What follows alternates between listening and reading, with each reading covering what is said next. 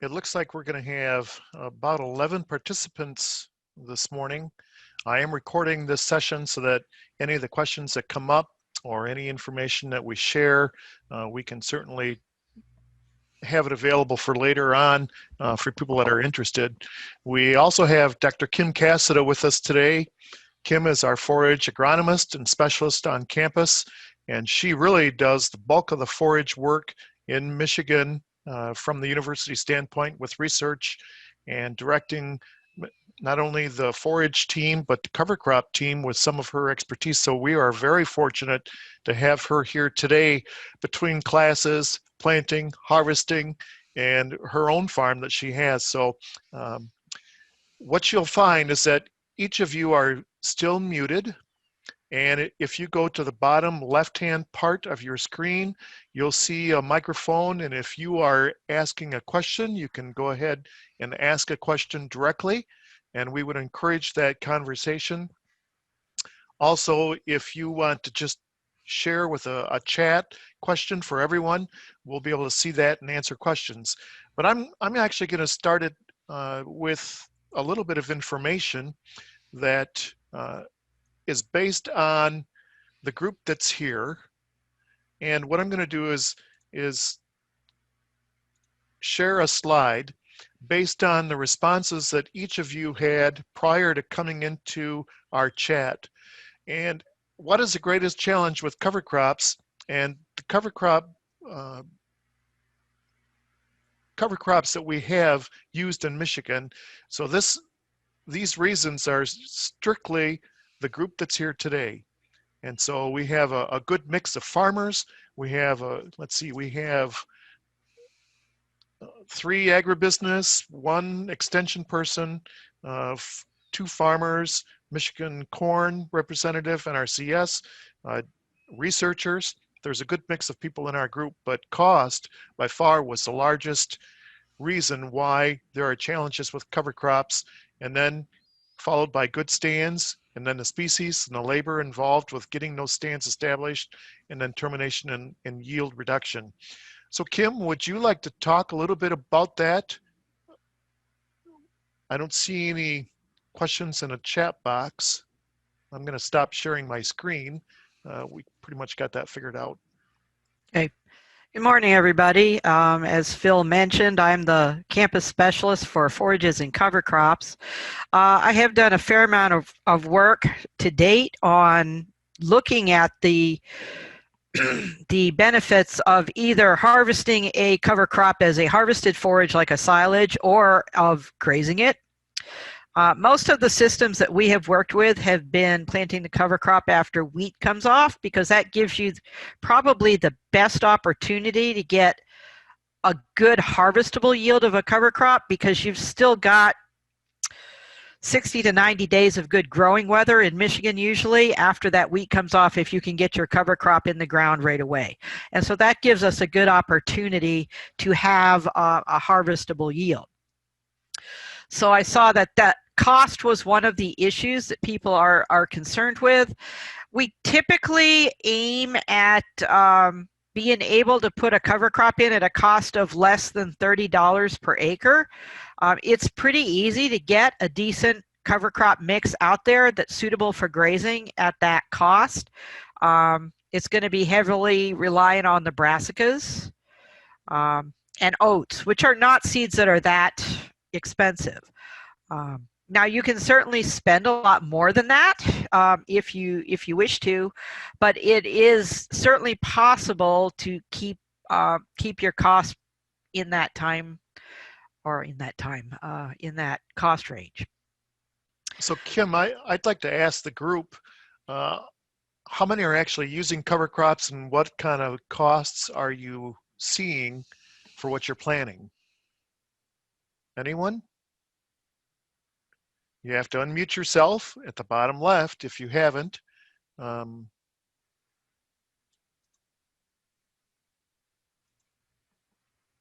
Anybody have something that they'd like to share?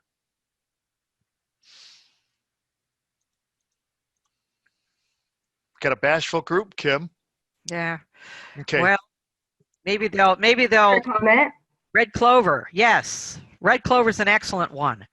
Um, that's probably the standard that we need to compare to in terms of a forage going in after wheat. And the other nice thing about red clover is that you can actually frost seed it into the wheat in the spring, and it will still be there when the wheat comes off. You don't need to worry about planting at that time of year when you might be more busy.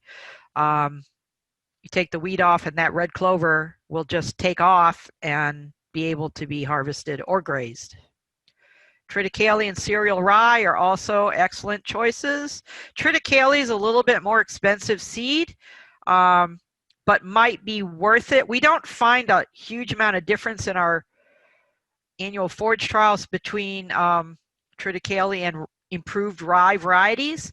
Now, I just want to make one point, though, here about when you're planting a cover crop with the intent of grazing it, and yield becomes important to you. So it's not just about, do I have enough cover to cover up the ground? You're probably thinking about having a significant amount of biomass out there to feed your animals. And variety can become important. Buying bin run rye seed will probably work fine as just a cover crop, but if you are expecting it to have a significant yield and you want it to be predictable, you may be better off to spend the extra money for an actual a variety that you know what it is and know what to expect from it, and that will cost a little bit more for the seed. So Kim, we have Scott that says he's using Austrian winter peas for $25 an acre. Kristen Poley is using triticale or cereal rye. Some have tried oats and turnips to get an idea of forage yield and grazing. What kind of yields would you expect with a combination of oats and turnips? With oats and turnips, I think, is this going on after wheat? I would definitely expect you could get up in the range of maybe 3,000 pounds per acre for sure. That's about 1.5 tons. If you have good growing weather and you're able to get it out there early, you might double that. We've had a situation here on one of our grazing cover crop trials here for 2 years in a row now where we were able to get the cover crop in the ground right after the wheat came off near the 1st of August, but then we had these dry spells where it didn't rain for 3 weeks after we put the seed down. Now it's not going to germinate and grow if it doesn't have any water. So if you're dusting seed into totally dry ground and it doesn't come up until later, that's definitely has the potential to impact the amount of yield that you could get for grazing. I did see some out-of-state people that we have today. I see one person, Robert Getz, is from Bellefontaine, and so I don't know what other states are doing, but in Michigan, it looks like there is a combination of clover, rye, triticale, peas. Kim, one of the things that I was going to ask you about was how do you determine which is a forage and which is a cover crop? Well, that's a very good question, Phil. That is a very blurry line. What I usually tell people is that they should think about it as being a forage if they are growing it with the intent that they're going to harvest it or graze it. In those cases, that's where you might want to put a little bit more input into it, where I've already talked about buying maybe a better quality seed. Maybe you are going to plant a higher seeding rate than you might plant if you were purely looking at it as a cover crop. And another thing that if you are thinking of it as a forage, you might seriously consider putting on some starter nitrogen. Just because if you're in a tight window, especially after wheat, there may be nitrogen there in that soil, but it's tied up in your residue and not necessarily available to that cover crop or forage, however you want to look at it. And if you can put on 25 or 30 pounds of nitrogen, we're not talking about a lot here, just a little dose of nitrogen to help it get started, provided you have rain. That's an extra input, but it can pay for itself in the extra feed that you're going to get from it. I know that we've had some folks visit us from New York, and a former extension educator from Cornell, Tom Kilser, has done a lot of work with triticale. What he does is a little different than what we do, looking at it strictly as a cover crop. He's planting it strictly as a forage, right, Kim? Well, he's got the intent of using it as a forage, but it does have the benefits of a cover crop. He's using a double cropping system where he he'll take off corn. This is in New York State, by the way, but their climate's not that different from here. What the system that they are working with is they'll take off their corn silage early in September, and they'll go directly back into that corn stubble and plant winter triticale. And then that will survive the winter. In the spring, they will take that off at the flag leaf stage as an early cutting of small grain forage. And then they have time to go in because that's early. It's, probably Mayish. And then they still have time to plant their next corn for that season. And he's basically getting 2 crops off the same. Our apologies, everyone. Welcome back. I can't exactly remember what Kim was discussing. We were talking about double cropping corn silage and triticale. Yes, that's right. On the New York model. Just to extend that a little bit, we have been doing a fair amount of forage variety testing here with triticale and hybrid rye varieties that would also fit into that system. That data will be published this year in our forage variety test trial. There's really don't see any reason why that system of double cropping silage corn and triticale couldn't work here in Michigan. It's just a mindset that people have to get into.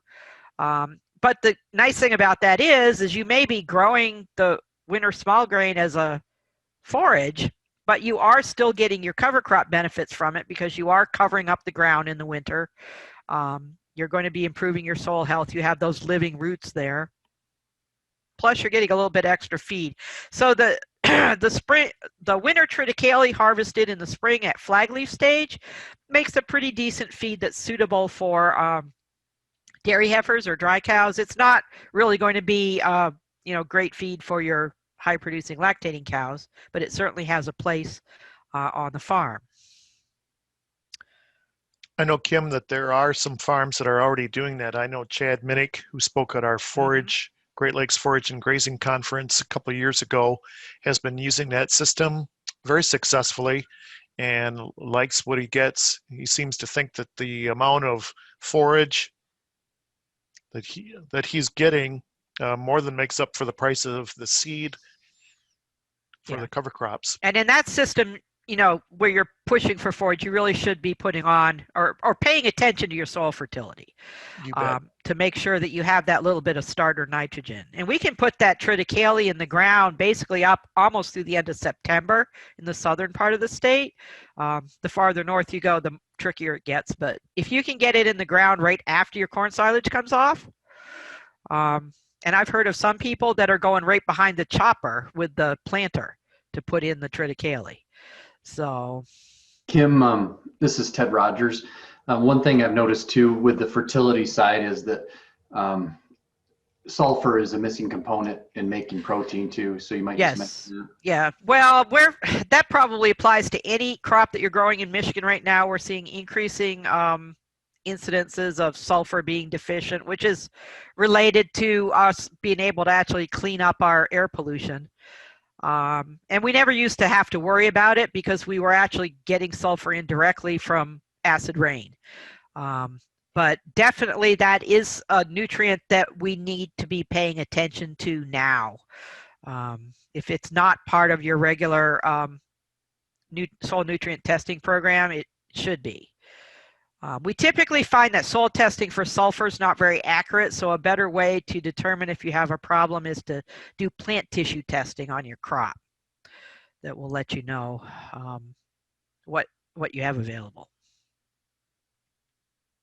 Were there any other questions from the group that we have here today on forages or grazing? Things that you specifically wanted to try and cover or think about? Now's the time to ask. I share one question I get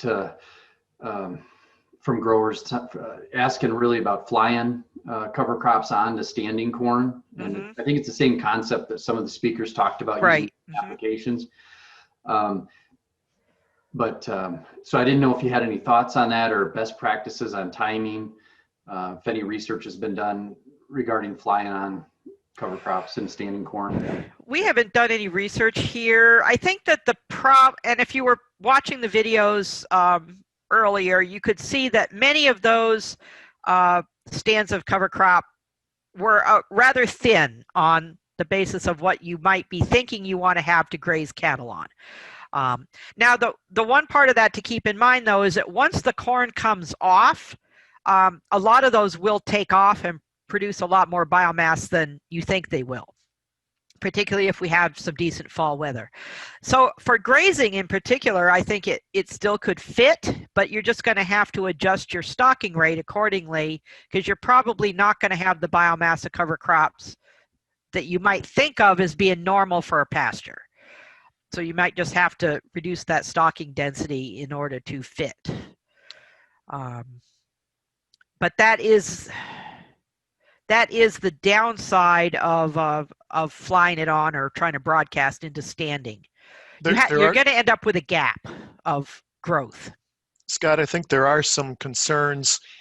We have had people try and fly on cereal rye into standing corn, probably at R5, which is, well, we're close to being at corn silage chopping right now, which is R5.5. But what we've seen is that a lot of seed gets caught in the whorls of the corn. And so it really doesn't hit the surface of the floor. And so the cost efficiency is not as good as if you can get it into the soil and incorporate it into the soil. So that's a challenge. And that's true for any cover crop being flown on. It can be a real challenge from that standpoint. Yeah, we do usually recommend a higher seeding rate also if you're going to fly it on, just because it's less efficient because of the seed you lose. So your cost, and then you have the cost of the flying. So your cost per acre for planting it can get high pretty quickly. So Kim, there's a question from Ned. Is there a possibility we can broadcast wheat into soybeans just before the soy leaves fall and be able to graze the wheat in the winter, then let the wheat grow for a grain crop in the spring? The system of grazing wheat in the winter is actually a very common system in the southern Great Plains. You may have heard about it. I think that the issue here in Michigan becomes, well, we don't have the same climate they have, so they actually get much more growth off the wheat in the fall than we are going to get. Our wheat plants are going to stay small and they're going to tiller, but there's not going to be a lot of grazable biomass there. But the other problem that we have here in Michigan is our soils get so wet in the winter that if you put animals out there to graze, you're likely to trample it so badly that you can destroy the plants. So, Oklahoma, they don't have rain like we have, so they can get away with that system because their soil is dry. We also have the Hessian fly free date here in Michigan, which, at least in my area in mid-Michigan, from the thumb going across from east to west, is going to be about September 15th. So if your soybeans start to drop those leaves ahead of time, you kind of lose the effect of having the seed underneath the leaf. And then you've got the challenge of being able to have that wheat perform the way Kim just talked about. Yeah, because the key thing, if you're going to get a dual crop grazing and then get grain from wheat, you have to not damage the crowns of that plant, which is where the dry soil comes in. And you also need to get the cattle off the instant that wheat starts to elongate its stems in the spring, which is not really going to give you a very long window of opportunity here in Michigan to get that done. But I think the biggest limitation is our wet soils and lack of good winter growing weather. We've got good winter weather, but not winter growing weather. Not for growing plants. Right, that's right. I did want to make one comment about one of the things that came up in that survey that was done at registration was whether or not grazing or harvesting a cover crop would reduce the yield of your primary crop that goes in afterwards. We've done some work with that here, where we basically are not finding any difference. And that sort of work has been done in many, many places across the country. And I'm not going to say you could never take a yield hit off your primary crop from grazing, but usually you don't. That's not a reason not to do it. In fact, in many cases, putting that cover crop out there and even grazing the cover crop might give you a little bit of a bump on your yield for the next thing, because now you have the manure out there on the field, and the animals have helped to cycle that around and helped improve your soil biology. So you may actually see a little bit of improvement. Are there any other questions this morning for Kim or anyone else concerning forages? I see a question there about fall growth on wheat. Yes, if you go out and you can graze if you can graze that winter forage when the ground is frozen, you can reduce the damage to the soil. I know the problem that we've been having down here in the lower part of the state is, well, like on my farm, for example, last year, our soil literally never froze. We might have a little bit of crust on the surface first thing in the morning, but it would melt. We really did not have deep frozen ground that was going to support the weight of a cow. So obviously as you go farther north, that might change. But as you go farther north, you also have fewer growing days that are suitable to make that biomass on the wheat. So. And quite a bit of snow cover as well. And snow cover, yeah. That too. So if you are in an area where the ground freezes and you have good biomass on the wheat, it could work. But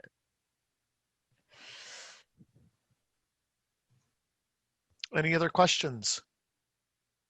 With that, I'm going to say thanks to our specialist, Dr. Kim Cassida, and thanks to everyone that joined us on our interrupted breakout room / covered crop field day. It's been great to have everyone join us and be part of this good event. Have a good day. Thank you all.